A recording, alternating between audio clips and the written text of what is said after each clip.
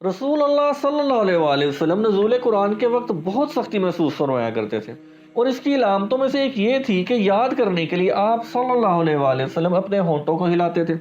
ابن عباس رضی اللہ عنہ نے کہا، میں اپنے ہونٹ ہلاتا ہوں جس طرح آپ صلی اللہ علیہ وآلہ وسلم ہلاتے تھے۔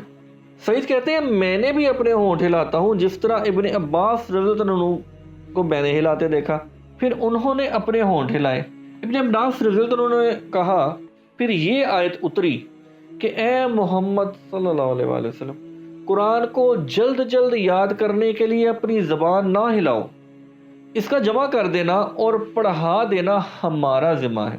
ابن عباس رضی اللہ عنہ کہتے ہیں یعنی قرآن آپ صلی اللہ علیہ وآلہ وسلم کے دل میں جما دینا اور پڑھا دینا ہمارے ذمہ ہے، مطلب اللہ تعالیٰ کے۔ پھر جب ہم پڑھ چکے تو اس پڑھے ہوئے کی اتباع کرو۔